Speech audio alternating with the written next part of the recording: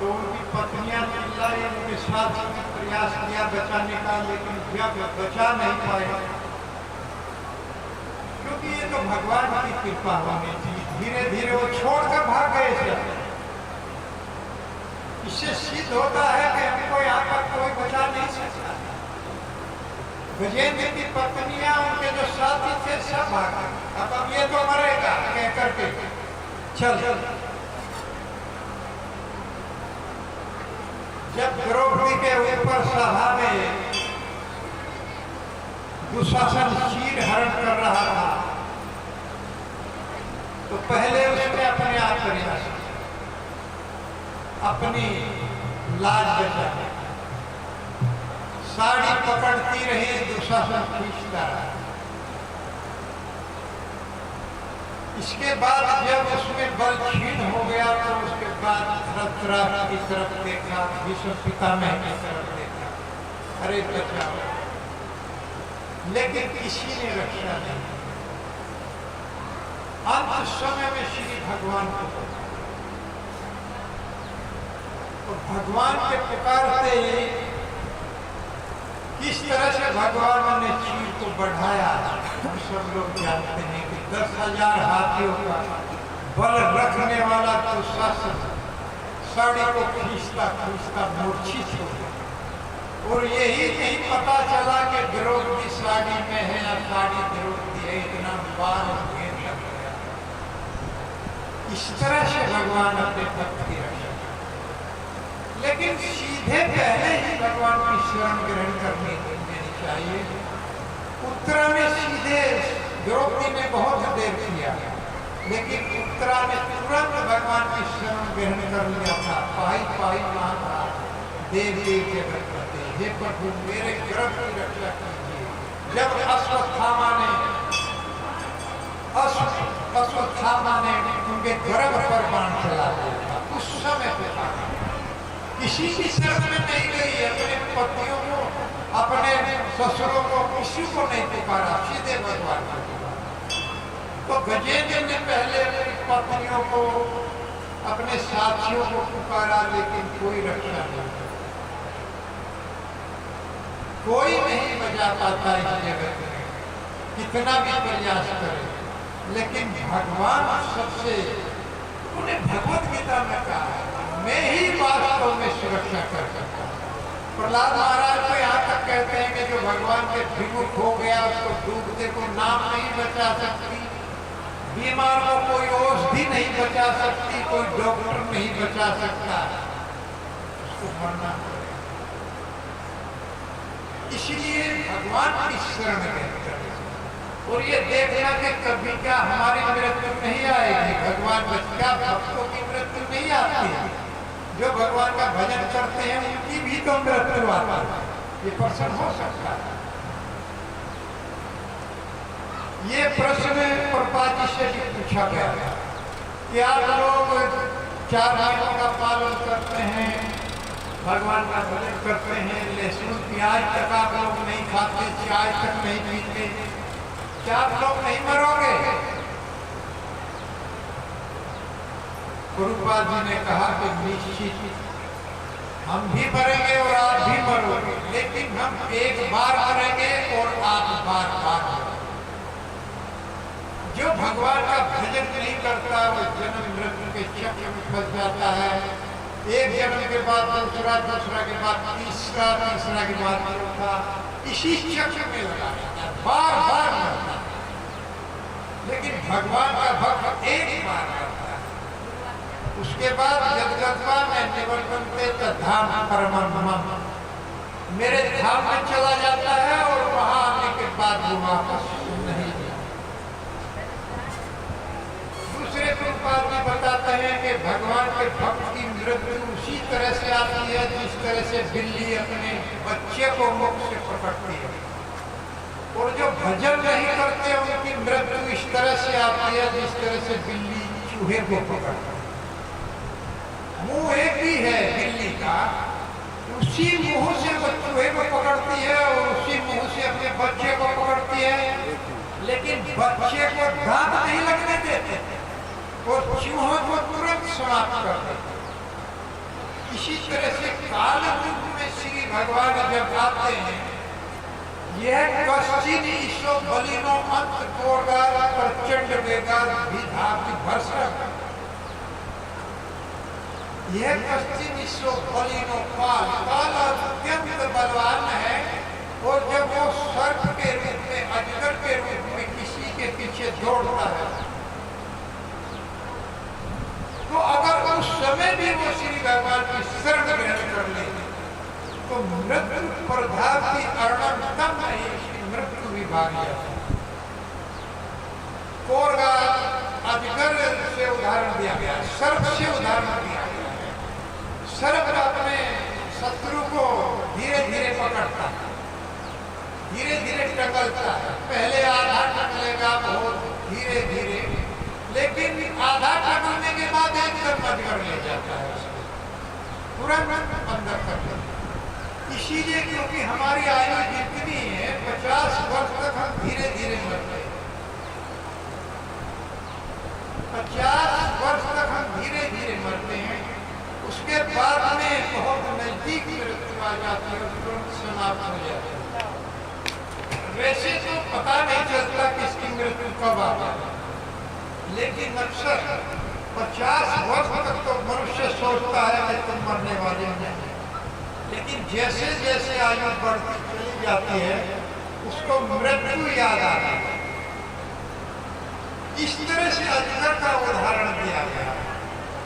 तो अजगर जो एक साथ आखिर में जीव को भक्षण करता है और पूरा का पूरा भक्षण करता है। इसीलिए ये कहा गया है कि ये जो हमारी कामनाएं हैं यही वास्तव में पूरा का पूरा भक्षण करने वाले। अजगर भक्षण करता है, जैसे चावल खाते हैं तो एक भी दाना रह जाता है तो पूर्ण भक्षण नहीं है, पूरा का पूरा भक्षण तभी होता है जब जैसे अजगर पूरा कर ले। सींग भी खाता है तो हड्डियां छोड़ देता है, उसको भी नहीं खाता। तो इस तरह से गजेंद्र को कोई बचा नहीं पाया और अंत समय में गजेंद्र को जब ये लगा कि निश्चित अब बचने का कोई उपाय नहीं है, अरे हमारे सब साथी नहीं बचा पाए, हमारी जो पत्नियां थी वो भी चली गई, हमारे बच्चे भी चले गए, अब कौन बचा सकता है।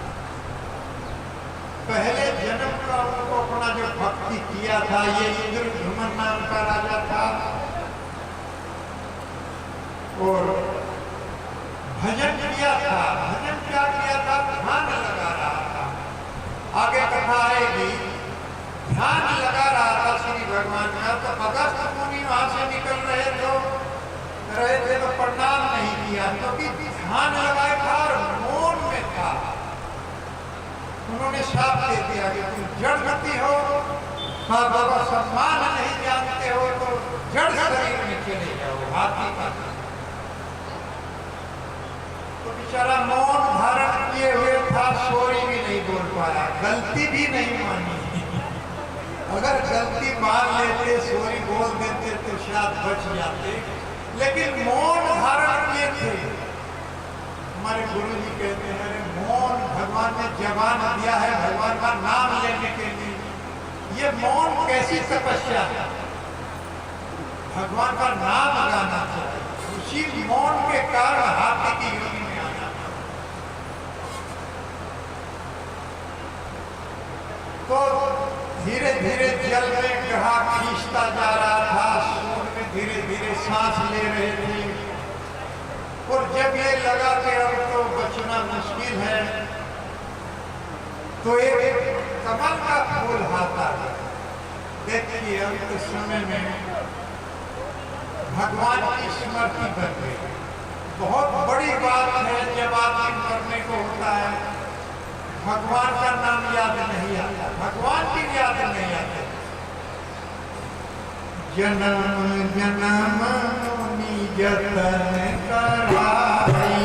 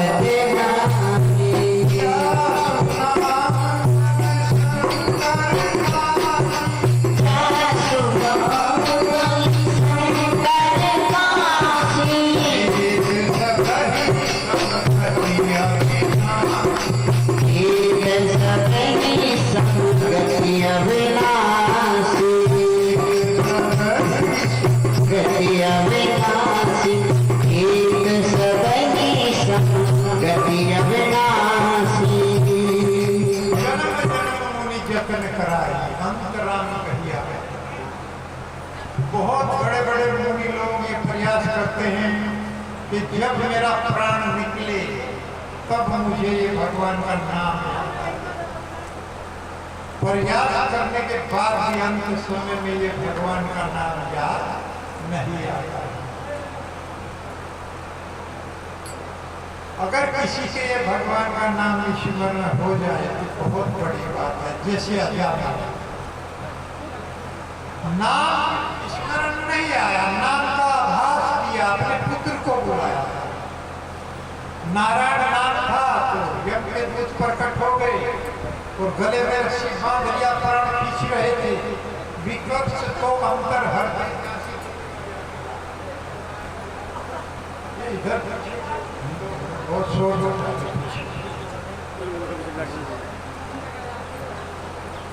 विकर्ष तो अंतर हृदय दासी प्रतिमा जाता।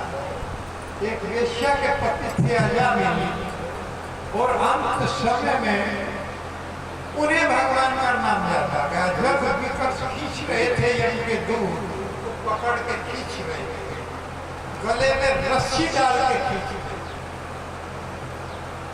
हम लोग तो बहुत बड़ी बड़ी सिद्धियां प्राप्त करने में लगे रहते हैं। कोई तांत्रिक विधि करेगा, कोई ध्यान को कहेगा, कोई कुछ बताएगा, कोई चमत्कार दिखा देगा तो उसको हम भगवान मानने लगेंगे।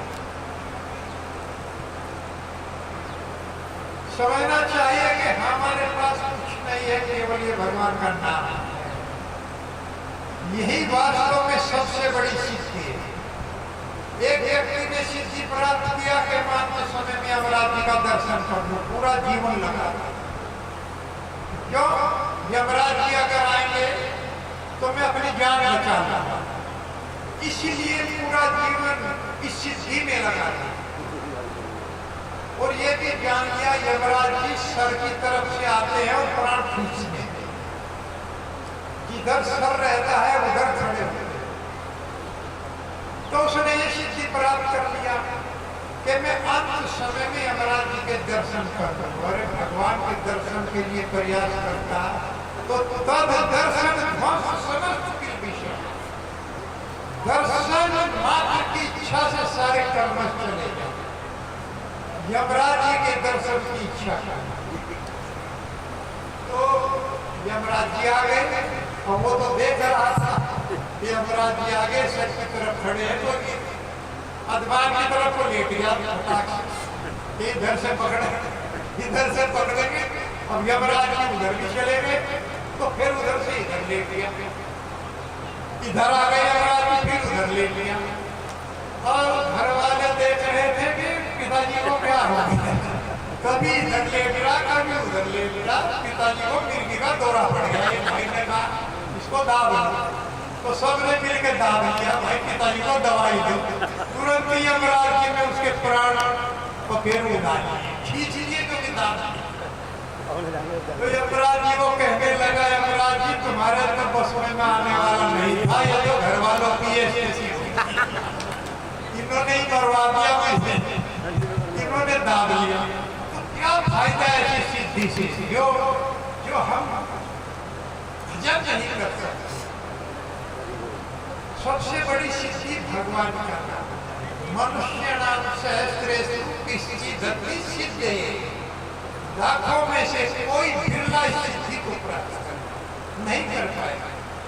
कोई इधर चला जाएगा, कोई उधर चला जाएगा, भगवान की शरण में बहुत कम लोग हो जाएगा, क्योंकि ये फल भी देर में देते हैं। और देवता लोग अति शीघ्र प्रसन्न हो जाते हैं और तुरंत फल देते हैं। इसीलिए हम देवताओं की शरण ग्रहण करते हैं। अर्जुन ने यह प्रश्न पूछा भगवान से कि प्रभु आपकी सेवा तो बहुत कम लोग कर रहे हैं, आपके मंदिर भी बहुत कम है, देवता लोगों की पूजा ज्यादा हो रही है, तो कान शुद्ध कर्मणों सिद्धि यजन्ते इहे देवता क्षिप्रम ही मानुष्य लोग में सिद्धि भक्ति कर्म जा। ये अर्जुन देवताओं की शरण में इसलिए लोग जाते हैं, सकाम कर्मी होते हैं, कामी होते हैं, फल की इच्छा धारण किए होते हैं, फल तुरंत चाहते हैं और देवता लोग उनको दे भी देते हैं। तो इसीलिए वो उन्हीं की शरण में जाते हैं। मेरी तो भक्ति निष्काम है, अकाम है। मेरी शरण में जो आएगा उसे फलों की चिंता रहेगी नहीं, वो सकाम कर्मी बनेगा, वो तो निष्काम हो जाएगा, मेरी शरण में आते हैं। इसलिए मैं रिकमेंड करता हूँ अकाम सर्व काम उदारी त्रिवेण भक्ति योगे ने जगे पुरुषम परम। कोई सकामी हो, अकामी हो, मोक्षकामी हो, किसी को धन की इच्छा हो, किसी को पत्नी की इच्छा हो, किसी को पति की इच्छा हो, मेरा ही भजन करना चाहिए। यही बात में सत्य है, भगवान की शरण ग्रहण करना चाहिए। हरे कृष्णा कृष्णा कृष्णा कृष्णा हरे हरे, हरे राम राम हरे। क्योंकि भगवान फूल से बहुत अधिक प्रसन्न है। सबसे अधिक प्रसन्न भगवान की जो भक्ति है वो बहुत सिंपल भक्ति है। भगवान को कोई धन की संपत्ति की आवश्यकता नहीं है, क्योंकि भक्तों का एक ऐश्वर्य, बल का ऐश्वर्य है। उनसे धनवान कोई नहीं है, उनसे बलवान कोई नहीं है, इसलिए भगवान को इनकी आवश्यकता नहीं है। तो भगवान को पत्रम पुष्पम फलम सोयम यो में भक्त्या प्ररक्षति तदा अहम भक्त प्रत असनामि प्रत्यात्मना। हे अर्जुन, ये पत्र, पुष्प, फल और जल इतना सिंपल है। आप तुलसी दल भगवान को भेंट कीजिए, वो स्वीकार करते हैं। आप फूल भेंट कीजिए, वो स्वीकार करते हैं। आप फल भेंट कीजिए, वो स्वीकार करते हैं। और कुछ भी नहीं तो जल अर्पण कर दीजिए, लेकिन प्रत्यात्मना प्रेम पूर्वक भाव के साथ ये उस भाव को भगवान ग्रहण करते हैं। आपका जो प्रेम है उसको धारण करते हैं। तो किस तरह से अर्पण करना चाहिए, इसके भावार्थ के साथ लोग बताते हैं कि पत्र का तो आप तुलसी दल अर्पण कीजिए, दूसरे आप भगवान के संबंध में लिख सकते हैं पत्र। जैसे रुक्मणी ने लिखा, रुक्मणी ने भगवान को पत्र लिखा और भगवान तुरंत पहुंचे। लिखना चाहिए, भागवत पढ़े उसमें से लिख ले, भगवत गीता को लिखे, लिखना चाहिए भगवान को पत्र। पुष्प एक फूल हम भेंट करते हैं भगवान को, दूसरा पुष्प है हमारा ये शरीर। सुबह मॉर्निंग में जब हम उठते हैं तो उस समय फूल की तरह से खिला है, उस समय भजन करना चाहिए। कितना सुंदर भजन होगा। वैसे कभी भी भगवान का नाम कर लो, कोई पाबंदी नहीं है, लेकिन सुबह ही जो भजन करते हैं, क्योंकि हमारा जो शरीर है वो खिला रहता है फूल की तरह से, इसको भगवान को अर्पण करना चाहिए। और फल एक फल हम भेंट करते हैं भगवान को। दूसरा फल है हम जो हम कमाते हैं, जो हम कमाई करते हैं, जॉब करते हैं, खेती करते हैं, उसमें से भगवान को अर्पण करना चाहिए। कुछ ना कुछ अर्पण करना चाहिए, इससे भगवान बहुत प्रसन्न होते हैं। और जल, अपनी आंखों का जल भगवान को अर्पण करना चाहिए। कभी कभी आंखों से जल अश्रुपात होना चाहिए। भगवान की कथा सुनते हुए, भगवान के संबंध में भागवत पढ़ते हुए, भगवत गीता पढ़ते हुए, हरि नाम गाते हुए, हरे कृष्णा कृष्णा कृष्णा हरे हरे, हरे राम राम राम हरे। तो यही फूल भगवान को अर्पण कर रहे हैं विवेक, और अंत समय में अर्पण कर रहे हैं। जबकि प्राण निकल रहे थे, निशम्य प्रिय मानस्य मुक्त हरि कीर्तन, जब अजामिल के प्राण निकल रहे थे उस समय अपने पुत्र को पुकारा, लेकिन भगवान ने क्या कहा, इतने दया मेरा कीर्तन कर रहा था, अरे मरने को था और मेरा कीर्तन कर रहा था। क्या भगवान नहीं जानते वो अपने पुत्र को पुकार रहा था? नारायण नाम था, अपने पुत्र को पुकार रहा था, लेकिन भगवान की कृपा देखिए, वो बहाना देते हैं अपने पास बुलाने का कि मेरा कीर्तन गा रहा था। मिरियन मानस से मुक्तो हरि कीर्तन, मरी हुई अवस्था में मेरे नाम का कीर्तन गाया, तो से वो प्रकट हो गए और अजामिल को बेचारा छुड़ा। भूतानि विष्णु सुरपूजितानि दूधर्ष लिंगानि महाभूतानि। भगवान के जो ये दूत होते हैं इनकी पूजा देवता लोग भी करते हैं, लेकिन इनका दर्शन बहुत होते हैं। अगर भगवान के भक्तों का दर्शन हो जाए तो समझना चाहिए बहुत बड़ी कोई कृपा। कितने गांव में लोग हैं बेटेगा, कितने लोग भगवान की तरफ आकर्षण है कथाओं को सुनने के लिए। यहीं पर हमारे जगन्नाथ जी बताया करते हैं कि अगर कोई गाने वाली लेडीज कलाकार आ जाए तो उसका नाच देखने के लिए पूरा काम आ जाए, लेकिन भगवान की कथाओं के प्रति जीव का आकर्षण नहीं है, इसलिए वो नहीं आते और अंत समय तक इसी ग्रस्त में सड़ते रहते हैं। दुष्टा गृह निरीय वर्धमनी बद तृष्णा, उनकी तृष्णाएं बद होती हैं और ग्रस्त को असली सुख समझकर इसी में पड़े हुए मर जाते हैं। घर से बाहर वो सोचते नहीं है मेरी पत्नी, मेरे बच्चे, मेरा खेत, मैं, बस यही तक है।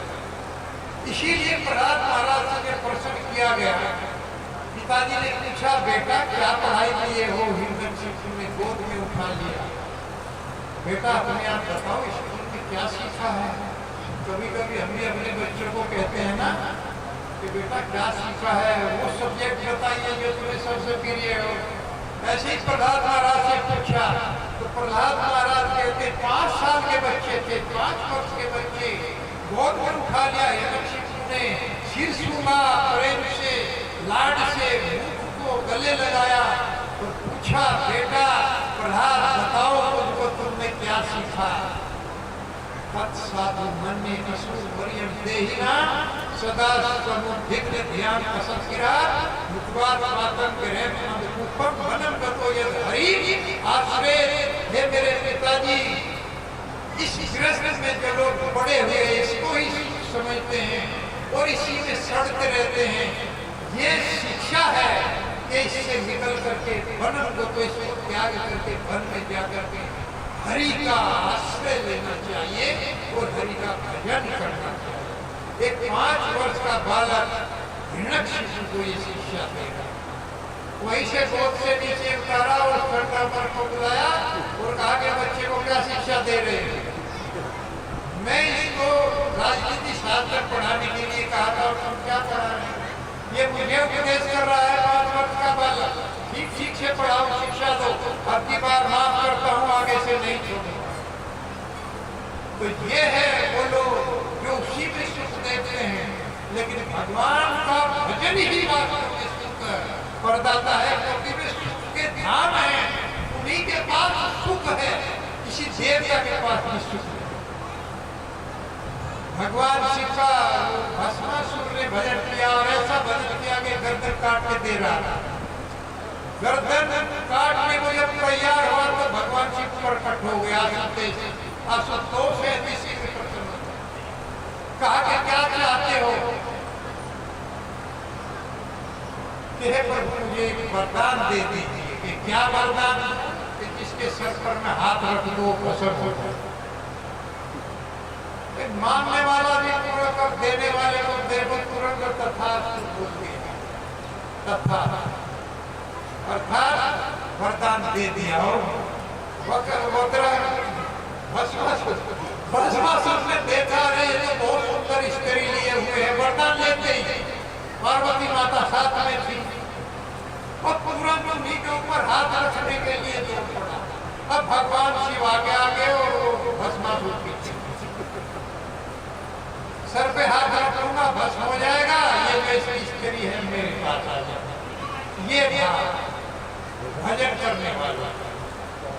तो वो भगवान श्री कृष्ण सबकी रक्षा करने वाले हैं, तो तुरंत प्रकट हो गए ब्रह्मचारी के रूप में अपने भक्त भगवान शिव की रक्षा करने के लिए और कहने लगे, अरे शकुनी के पुत्र, उनके पिताजी का नाम शकुनी था। उसने सोचा कोई ज्ञानी पहचान का, पीछे को मुड़ के देखा ब्रह्मचारी बालक है, क्या कहना है? क्यों